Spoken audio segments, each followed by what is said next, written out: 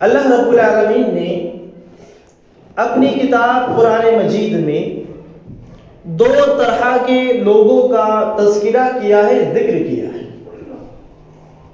یعنی قرآن کے مطابق دو طرح کے لوگ پائے جاتے ہیں. پہلی قسم ان لوگوں کی ہے جو عقل والے ہیں، جو سمجھدار ہیں، جن میں سوچنے اور سمجھنے کی صلاحیت ہوتی ہے، اور وہ اسی سوچ اور فکر کی بنیاد پر اللہ رب العالمین کی تخلیق میں غور و فکر کرتے رہتے ہیں. اور دوسرے وہ لوگ ہیں جو دنیا میں صرف برائے نام زندگی گزارتے ہیں، یا یوں کہہ لیجئے کہ وہ اللہ رب العالمین کی تخلیق کو ایک مزاح کے طور سے، انجوائے کے طور سے دیکھتے ہیں. ہر موسم، ہر گھڑی، ہر پل کو وہ انجوائے کرنا چاہتے ہیں بس. اور ایسے ہی لوگوں کو قرآن نے بے وقوف کہا ہے، کم عقل کہا ہے. تو لہذا میرے بھائی اور دوستو، آپ غور کریں اور آج کے اس خطاب میں جو آیتیں اور جو محمد رسول اللہ صلی اللہ علیہ وسلم کی حدیث مبارکہ بیان کی جائیں گی، آپ اس کے مطابق غور کریں کہ ہمارا اور آپ کا شمار ان دونوں قسموں کے لوگوں میں سے کن لوگوں کے ساتھ ہوتا ہے. لہذا اللہ رب العالمین نے اہل ایمان کے بارے میں فرمایا کہ مومن عقل والے لوگ کیا کرتے ہیں. اللہ نے فرمایا کہ ان فی خلق السماوات والارض واختلاف اللیل والنہار، کہ بے شک زمین اور آسمان کی پیدائش میں عقل مندوں کے لیے نشانیاں ہیں. واختلاف اللیل والنہار، رات کے اختلاف میں، رات کے آنے اور جانے میں ان لوگوں کے لیے نشانیاں ہیں. ان فی خلق السماوات والارض واختلاف اللیل والنہار والفلک التي تجری فی البحر بما ينفع الناس، اور اس کشتی میں بھی ان کے لیے نشانیاں ہیں جو لوگوں کے فائدے کے لیے سمندر کے سینے پر دوڑتی رہتی ہے. وما انزل اللہ من السماء من ماء، اور اہل ایمان عقل مندوں کے لیے نشانی ہے اس پانی میں جو اللہ رب العالمین آسمان سے نازل کرتا ہے. وما انزل اللہ من السماء من ماء فاحیا به الارض بعد موتها، اور جس پانی کے ذریعے اللہ رب العالمین مردہ زمین کو زندگی بخشتا ہے، زندہ کرتا ہے. وبث فيها من كل دابة، اور پھر اس کے ذریعے مختلف جانوروں کو اللہ رب العالمین زمین پر پھیلا دیتا ہے. فرمایا والسحاب المسخر بين السماء والارض، اور ان آسمانوں میں بھی ان کی نشانیاں ہیں جو زمین اور آسمان کے درمیان اللہ رب العالمین کے حکم کے پابند ہیں. کن لوگوں کے لیے؟ لآیات لقوم یعقلون. آخر میں اللہ رب العالمین نے ان تمام قدرت کی نشانیوں کا ذکر کرنے کے بعد کہا لآیات لقوم یعقلون، کہ ان سب چیزوں میں عقل والوں کے لیے، غور فکر کرنے والوں کے لیے نشانیاں. یعنی جو اللہ رب العالمین یا اللہ کی قدرت کے اس نظام میں غور و فکر کرتے ہیں وہ عقل والے ہیں، وہ سمجھدار ہیں، وہ بے وقوف نہیں ہے. اس کے برعکس جو ان اللہ تعالیٰ کی مخلوق، جو اللہ نے ہمارے سامنے جو اپنی تخلیق کا جو منظر پیش کیا ہے، جو اس میں غور و فکر نہیں کرتے ہیں، بس بالکل جانوروں کی طرح زندگی گزار کر چلے جاتے ہیں، زندگی کی، دنیا کی زندگی کو اپنا سب کچھ مان لیتے ہیں، تو یہ لوگ اس آیت کریمہ کے مطابق عقل والے نہیں. میرے بھائیو دوستو، دیکھیں ہم سب کی حالات، ہمارے لباس، ہمارے آس پاس کا ماحول ہمیں یہ آپ کو اس بات کی طرف ابھار رہا ہے کہ موسم میں تبدیلی واقع ہوئی. جو انسان گرمی میں جس طریقے سے زندگی گزارتا تھا، اب گرمی کا خاتمہ ہو گیا ہے اور سردی کے موسم میں داخل ہو گئے. تو اس میں بھی اہل ایمان کے لیے، عقل مندوں کے لیے مختلف اللہ رب العالمین نے نشانیاں رکھی، اور ایمان والے، عقل والے اس طرح کے موسم کی تبدیلی میں غور و فکر کرنے کے ساتھ ساتھ اس میں کیا خیر ہوتی ہے، کیا بھلائی ہوتی ہے، کیا اس کے لیے آخرت کی تیاری کی جا سکتی ہے، اس طرح کی باتوں میں اہل ایمان غور و فکر کرتے رہتے. میرے بھائیو دوستو، یہ ٹھنڈ کا موسم ہے، سردی کا موسم ہے، جہاں ہم میں سے بہت سے لوگ اس موسم کو اچھا کہتے ہیں، ہم ہی میں سے بعض افراد یا بعض مسلمان ایسے ہیں جو اس موسم کی برائی بیان کرتے ہیں، اس موسم کو برا بھلا کہتے ہیں. تو آئیے یہ جو سب تخلیق اللہ رب العالمین کی ہے، اس کے بارے میں ایک مومن کا کیا رویہ ہونا چاہیے، ایک مومن کو اس طرح کے موسم کی تبدیلیوں میں کس طریقے سے غور و فکر کرنا چاہیے، اسی بات کی طرف اللہ رب العالمین نے اور محمد رسول اللہ صلی اللہ علیہ وسلم نے ہماری رہنمائی فرمائی. یہ سردی کا موسم کیوں آتا ہے، اس کا کیا سبب ہے؟ اللہ رب العالمین نے دنیا میں جتنی بھی چیزیں پیدا کی ہیں ان کا کوئی نہ کوئی مقصد ہے، اور اس کا وہی مقصد ہے جو اللہ نے بیان کیا ہے. ہم اپنی جانب سے ان مقاصد کو نہیں تلاشتے. لہذا ٹھنڈ کا موسم، سردی کا موسم، یہ بھی اللہ رب العالمین کی ایک عظیم نشانی ہے. اور یہ کیوں ہوتی ہے، اس کے بارے میں محمد رسول اللہ صلی اللہ علیہ وسلم نے فرمایا. صحیح بخاری کی روایت ہے، حدیث نمبر 3260، حضرت ابو ہریرہ رضی اللہ تعالیٰ عنہ کہتے ہیں کہ اشتكت النار إلى ربها فقالت يا ربي أكل بعضي بعضا فأذن لها بنفسين، نفس في الشتاء ونفس في الصيف، فأشد ما تجدون من الحر وأشد ما تجدون من الزمهرير. اللہ کے رسول صلی اللہ علیہ وسلم نے فرمایا کہ جہنم جب اپنی تمام حصوں کو جلا رہی تھی اور اس کے بعد اس سے بعض کو کھا رہے تھے، تو اس جہنم نے اللہ رب العالمین سے شکایت کی، کمپلین کی. کہا اے میرے پروردگار، میری شدت کا معاملہ اتنا خطرناک ہو گیا ہے کہ میری آگ ایسی ہو گئی ہے کہ جس کا ایک حصہ دوسرے حصے کو ختم کر رہا ہے، کھایا جا رہا ہے. جب یہ شکایت جہنم نے اللہ رب العالمین سے کی تو اللہ رب العالمین نے اس کو اجازت دی 2 سانس لینے کی. 2 سانس لینے کا اس کو آرڈر ملا، حکم ملا اللہ تعالیٰ کی جانب سے، تاکہ جو اس کی جو پیمائش ہے، جو اس کے حصے ایک دوسرے کو کھا رہے ہیں، اس میں تھوڑی کمی واقع ہو جائے. نفس فی الشتاء، تو ایک سانس، جو 2 سانسوں کا حکم اللہ نے اسے دیا ہے، ایک سانس وہ لیتی ہے ٹھنڈی کے موسم میں اور دوسری سانس لیتی ہے گرمی کے موسم میں.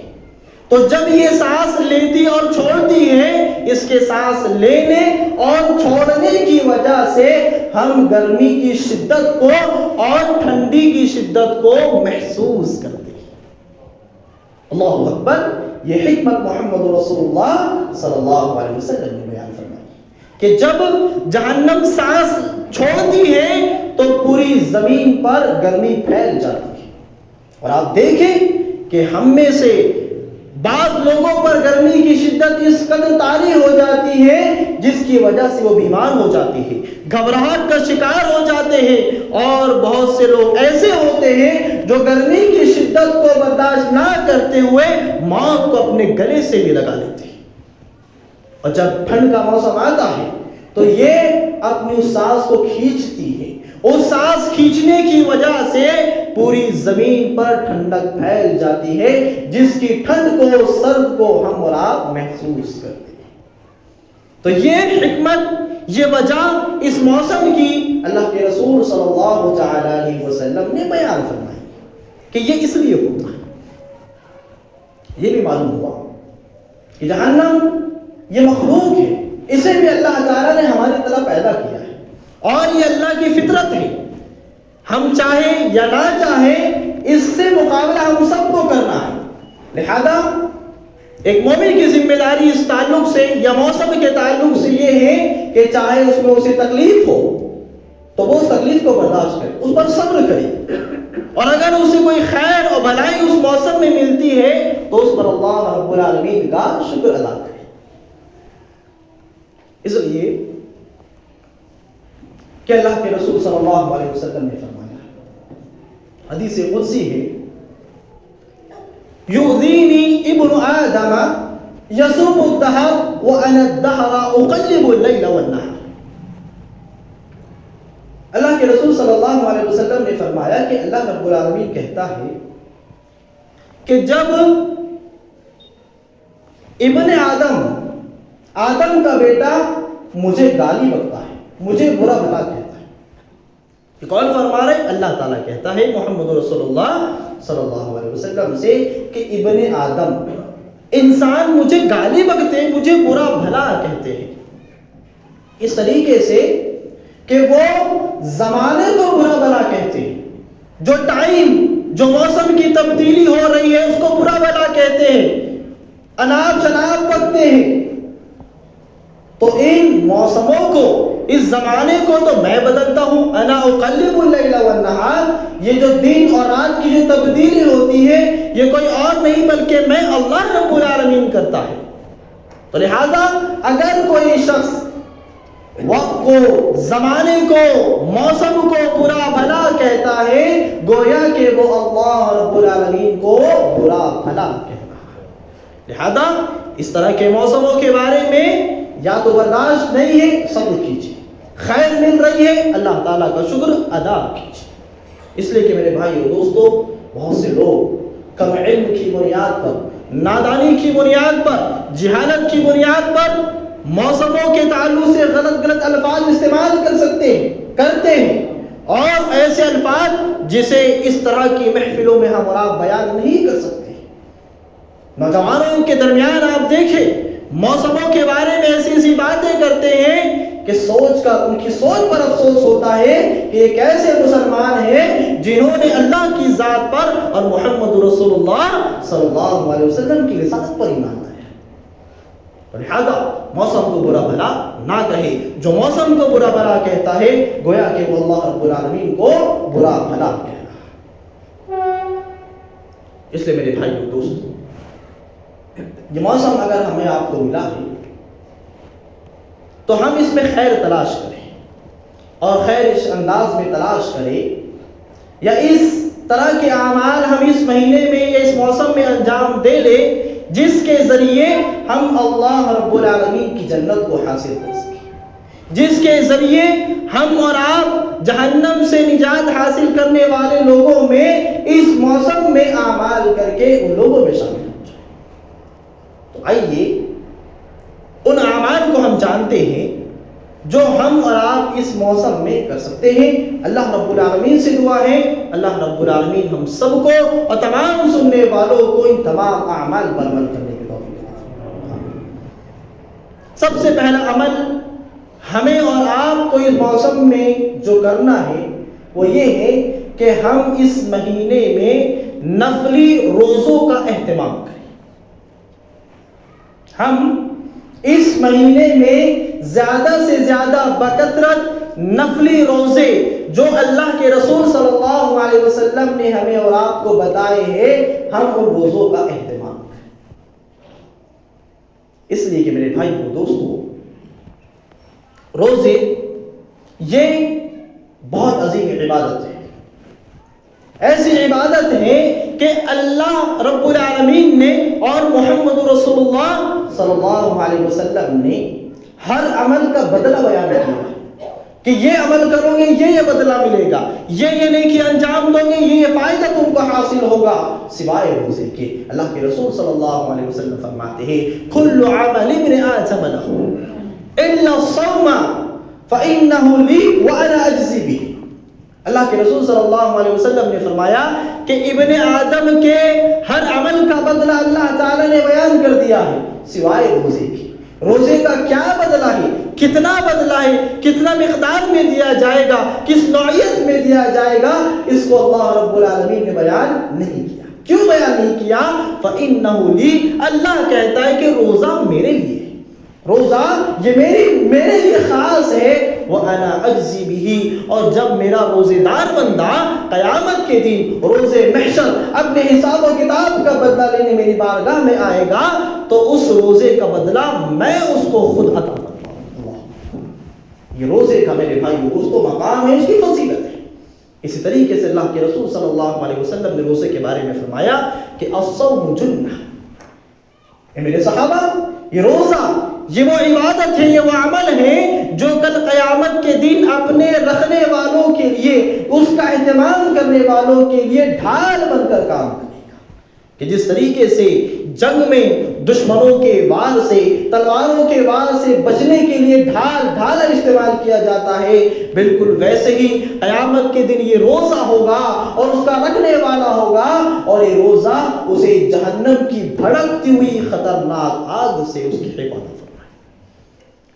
اسی طریقے سے میرے بھائی اور دوست، روزے دار کے بارے میں محمد رسول اللہ صلی اللہ علیہ وسلم نے فرمایا کہ روزے دار جب روزہ رکھتا ہے، جب اپنی خواہشات کو مارتا ہے، بھوکا پیاسا رہتا ہے، اس کے معدے میں خشکی پیدا ہو جاتی ہے، اور اس خشکی کی وجہ سے ایک طرح کی بدبو اس کے پیٹ سے نکلتی ہے۔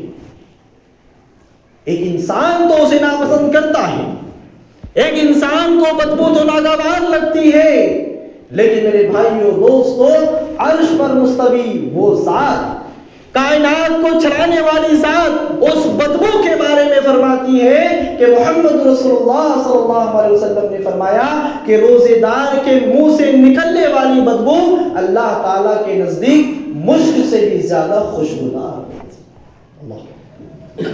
میرے بھائیو دوستو، جو عمل اللہ کے لیے خاص ہے، جو عمل ڈھال بننے والا ہے قیامت کے دن آگ سے ہمارے اور آپ کے لیے، جو جس کو رکھنے کی وجہ سے یہ قسم کی بدبو جو اللہ تعالیٰ کے نزدیک مشک سے بھی بہتر درجہ رکھتی ہے، تو کیوں نہ ہم ان کو رکھ کر کے، ان کا زیادہ سے زیادہ اہتمام کر کے ان فضیلتوں کو اپنے سینے سے لگائیں۔ تو یہ پہلا عمل ہے میرے بھائیو دوستو جو ہمیں اور آپ کو اس مہینے میں انجام دینا۔ اسی طریقے سے دوسرا عمل یہ ہے، روزے کے تعلق سے بات یہ بھی یاد رہے کہ بہت سے ہمارے بھائی ایسے ہیں، بہت سی بہنیں ایسی ہیں جن کے رمضان المبارک کے کچھ روزے یا چند روزے کسی بیماری کی وجہ سے، تکلیف کی وجہ سے، عذر کی وجہ سے جو خواتینوں کو لاحق ہوتی ہے، ان عذر کی وجہ سے جو روزے ہم سے اور آپ سے چھوٹ گئے ہیں، یہ بہترین موقع ہے اس موسم میں، ایک خیر کا باعث، ایک خیر کا پہلو ہمارے اور آپ کے لیے یہ ہے کہ ہم اس مہینے میں یا اس موسم میں ان چھوٹے ہوئے روزوں کا بھی اہتمام کریں۔ بہت سے لوگ ایسے ہوں گے جو بیمار ہو گئے تھے، رمضان کے روزے 15 20 10 چھوٹ گئے، رکھ نہیں پائے، اور واقعی میں رمضان المبارک کی جب انسان اس عادت سے باہر آتا ہے رکھ نہیں پاتا ہے۔ بہت سے کم لوگ ایسے ہوں گے جو ان تمام روزوں کا، چھوٹے ہوئے روزوں کی قضا کر لیتے ہیں۔ لہذا جن لوگوں کے چھوٹ چکے ہیں وہ اس موسم میں، سردی کے موسم میں ان روزوں کا اہتمام کریں، اس لیے کہ اس میں جو دن ہوتا ہے بڑا چھوٹا ہوتا ہے۔ چھوٹے دن کی وجہ سے اس کا فائدہ یہ ہوتا ہے کہ دن کب گزر جاتا ہے اسے احساس بھی نہیں ہوتا۔ اس لیے حضرت عبداللہ ابن مسعود رضی اللہ تعالی عنہ جب یہ موسم، ٹھنڈ کا موسم آتا تھا تو اس کو خوش آمدید کہا کرتے تھے، ویلکم کہا کرتے تھے کہ اے ٹھنڈی کے موسم خوش آمدید ہو، اس لیے کہ تو ایسا موسم ہے جس میں اللہ تعالیٰ کی برکتوں کا نزول ہوتا ہے۔ کیسے ہوتا ہے؟ اس طریقے سے ہوتا ہے کہ ٹھنڈ کے موسم کا جو دن ہوتا ہے وہ روزے رکھنے کے لیے بڑا چھوٹا ہوتا ہے، اور اس کی رات میں جاگنے کے لیے، قیام کرنے کے لیے، قیام اللیل کرنے کے لیے بڑی لمبی ہوتی ہے۔ تو لہذا جن ہم سے اور آپ سے جو پچھلے ماہ میں رمضان کے جو روزے چھوٹے ہیں، ہم ان روزوں کا اہتمام کریں۔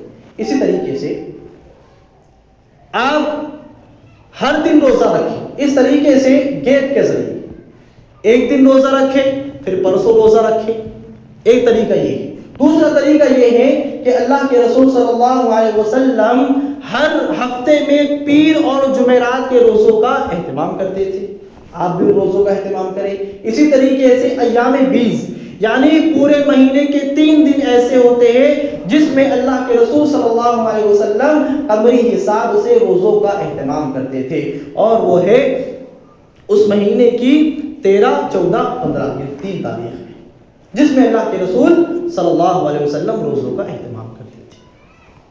دوسرا عمل ہمیں اور آپ کو جو اس مہینے میں کرنا ہے وہ یہ کہ ہم اس موسم میں راتوں کو قیام کریں، تہجد کا اہتمام کریں، راتوں کو جاگیں، اپنے گناہوں کو اللہ رب العالمین کی بارگاہ میں پیش کریں۔ جب اللہ رب العالمین آسمان دنیا پر آ کر ندا لگاتا ہے کہ کیا کوئی ہے مانگنے والا جس کو میں عطا کروں، کیا کوئی ہے استغفار طلب کرنے والا جس کی توبہ استغفار کو میں قبول کروں، تو ایسے عالم میں اٹھ کر ہم راتوں کو جاگ کر اپنے گناہوں کو بخشوائے، اللہ تعالیٰ سے گریہ اوزاری کرے، اپنے گناہوں کو اللہ تعالیٰ کے حضور پیش کرے، اور جو بھی اللہ تعالیٰ سے مانگنا ہے وہ اللہ رب العالمین سے مانگے۔ اللہ کے رسول صلی اللہ علیہ وسلم فرماتے ہیں علیکم بقیام اللیل فإنه داب الصالحين قبلكم وهو قربة إلى ربكم ومغفرة للسيئات ومنهاة للإثم۔ اللہ کے رسول نے فرمایا کہ تم پر قیام اللیل ضروری ہے، تم ضرور قیام اللیل کیا کرو۔ یہ تو محمد رسول اللہ صلی اللہ علیہ وسلم کے حق میں واجب اور فرض تھا، لیکن ہمارے لیے یہ ایک نفلی عبادت ہے، تو یہ تم پر ضروری ہے کہ تم قیام اللیل کا اہتمام کرو۔ اس لیے کرو فَإِنَّهُ دَابُ الصَّالِحِينَ قَبْلَكُمْ، اس لیے کہ جو تم سے پہلے جو نیک لوگ تھے میرے صحابہ، ان کی عادت تھی کہ وہ راتوں کو جا کر اپنے رب کو منایا کرتے تھے، اپنے رب کی بارگاہ میں جا کر اپنے آنکھوں سے اشک بہایا کرتے تھے۔ یہ تم سے پہلے نیک لوگوں کی عادت ہے، اور کیا ہے؟ وَهُوَ قُرْبَةٌ إِلَىٰ رَبِّكُمْ، یہ تمہارے رب کی قربت کا ذریعہ ہے۔ جو بندہ اپنے رب سے قریب ہونا چاہتا ہے، رب کا تقرب حاصل کرنا چاہتا ہے، تو وہ قیام اللیل وَمَغْفِرَةٌ لِلسَّيِّئَاتِ، اور گناہوں کو مٹانے والا ہے۔ چھوٹی چھوٹی خطائیں جو ہم سے ہوتی ہے جسے ہم نہیں جانتے ہیں، یہ ان کو آپ کو پتہ لگے بغیر اس کو ختم کر دیتا ہے۔ وَمَنْهَاتٌ لِلْإِثْمِ، اور یہ قیام اللیل کا اہتمام کرنے والوں کو گناہوں سے روکنے والا ہے۔ جو قیام اللیل کرتا ہے تو قیام اللیل اپنے ادا کرنے والوں کو گناہوں سے روک دیتا ہے۔ میرے بھائی دوستو، تیسرا عمل یہ ہے کہ ہم اس مہینے میں صبر و تحمل کا مظاہرہ کریں، صبر کریں، اس لیے کہ ٹھنڈ ہر کسی کے لیے اچھی نہیں ہوتی ہے۔ لہذا جن لوگوں کو ٹھنڈ میں جو جسمانی تکلیف ہوتی ہے یا اللہ تعالیٰ کے احکامات پر عمل پیرا ہونے کی وجہ سے وہ تکلیفوں کا سامنا کرتے ہیں، تو وہ ان تمام تکلیفوں پر صبر و تحمل کا مظاہرہ کریں، اس لیے کہ اللہ رب العالمین نے صبر کرنے والوں کے بارے میں فرمایا انما یوفی الصابرون اجرهم بغیر حساب، کہ بے شک اللہ رب العالمین صبر کرنے والوں کو بے حد و حساب اجر عطا فرماتا ہے، ثواب دیتا ہے۔ اور اللہ کے رسول صلی اللہ علیہ وسلم نے فرمایا وَمَا أُوتِيَ أَحَدٌ عَطَاءً أَوْسَعَ وَخَيْرَ مِنَ الصَّبْرِ، کہ کسی بھی آدمی کو صبر سے وسیع اور صبر سے بہتر کوئی عطیہ اللہ رب العالمین نے عطا نہیں کیا ہے۔ سب سے بہترین عطیہ، سب سے بہترین گفٹ جو اللہ تعالیٰ کی جانب سے بندوں کو ملتا ہے وہ صبر کی صورت میں ہوتا ہے، تو ہم اس میں صبر و تحمل کا مظاہرہ، اس لیے کہ جو راتوں کو جاگتے ہیں ظاہر ہے ان کو اٹھنا ہے اپنی نیند کی قربانی دے۔ اگر محنت مزدوری کرتے ہیں، محنت و مزدوری کو چھوڑنا ہے، جو تھکان جو ان کو مل رہی ہے جس کی وجہ سے ان پر آرام ضروری ہے، اس آرام کو ترک کر دیتے ہیں، لہذا اپنی خوشی پر وہ صبر کرتے ہیں۔ بہت سے لوگ ایسے جو دور دراز سے فجر کی نماز با جماعت ادا کرنے کے لیے، اللہ تعالیٰ کی خوشنودی حاصل کرنے کے لیے راستے کو عبور کرتے ہوئے آتے ہیں، کھلا راستہ ہوتا ہے، ٹھنڈی ہوائیں چلتی ہے، ٹھنڈ کی وجہ سے ان کو تکلیفیں محسوس ہوتی ہے، لہذا وہ بھی ان تمام چیزوں میں صبر کریں۔ پھر مسجد آتے ہیں، ان نماز کا انتظار کرتے ہیں، اس دوران ان کو ٹھنڈ کا احساس ہوتا ہے، لہذا اس پر بھی وہ صبر کریں، اور اگر وہ ان تمام چیزوں پر صبر کرتے ہیں تو انشاءاللہ صبر کرنے والوں کے جو ثواب کو اللہ رب العالمین ضائع و برباد نہیں کرتا ہے۔ ایک آخری حدیث سماعت فرمائے، حضرت عبداللہ ابن مسعود رضی اللہ تعالیٰ عنہ کہتے ہیں کہ اللہ کے رسول صلی اللہ علیہ وسلم نے فرمایا کہ اللہ تعالیٰ اپنے دو بندوں کو دیکھ کر مسکراتا ہے، ہنستا ہے، گویا کہ اللہ تعالیٰ اپنے اس بندے کے عمل سے خوش ہوتا ہے، اور اس طریقے سے خوش ہوتا ہے کہ اللہ تعالیٰ مسکرانے لگتا ہے۔